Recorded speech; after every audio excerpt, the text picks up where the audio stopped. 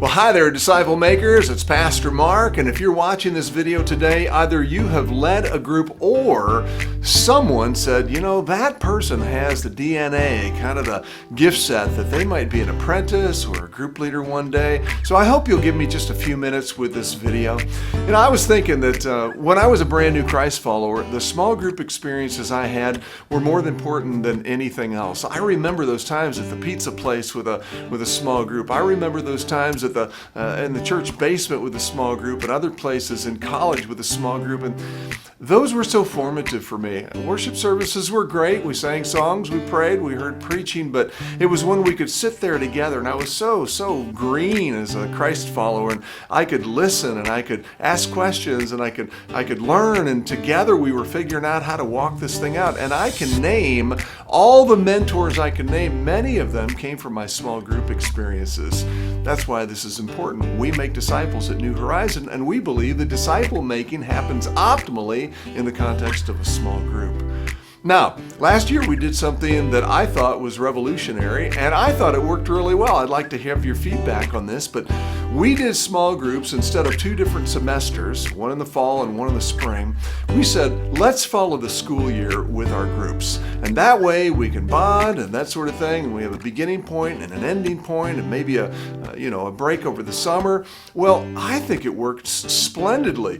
Whether we like it or not, living in Champaign-Urbana or this region, we just run on school years. And we may say, well, no, we want to meet through the summer. Even when we do that, everybody's so spotty, there's just no continuity. So I called just a hard break for all of my groups, and it worked so well, and I know many of you have as well. And so we devised like the men's meals and the women's hangouts and such to kind of tide us over, to keep us in fellowship till we could get back in groups in the fall. And we're heading for the fall, aren't we? Now, I don't want to presume what you will be a part of in the fall, but I hope you'll join me in making disciples. I look at our congregation and I think I would like to be in a small group with everybody here, and I simply can't. I've had 3 or 4 small groups at a time, in recent years, and I just can't do that. So I need you and I need others, because that's where the action is. So I'm asking you to be thinking about what the fall would look like. Here comes August in a couple of weeks, and what you're going to hear in August is our disciple making, or small group in particular, emphasis, a DNA of what disciple making in groups looks like. So I'm just going to have little commercials running through the worship services and on social media and other places, just to up the ante and get people ready for group starts after Labor Day. And we'll do the same thing again. We'll run a school year after Labor Day until before Memorial Day, and we run that out, and it works pretty well. Here's what I would ask of you. Would love for you to be with me and other disciple makers in August 12, 19, and 26. Those 3 Wednesday nights at 6:30. And we did that last year as well, and it worked really well. We were able to get together and kind of rehearse what disciple making is all about. We sort of workshopped some things. We had conversation and dialogue. We talked about various ways to approach this thing. I've got some things I want to offer you that I've got in my mind, and I'm eager to try and pass along to others. So I hope you'll be a part of that. And if you've never done this before, you come on in.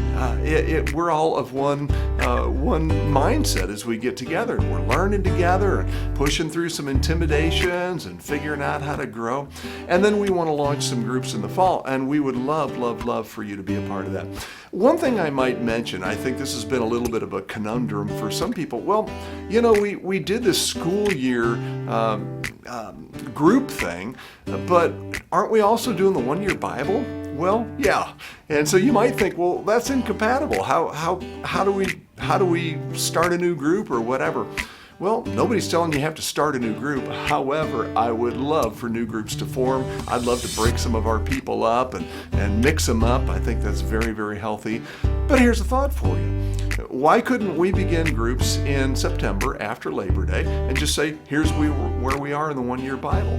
Many groups are not using the one-year Bible, but if you are, why couldn't someone just come in? Hey, we happen to be right here. Here's your Bible. Jump in. And in 2 and 3 weeks, I think they'd just be up and rolling with y'all.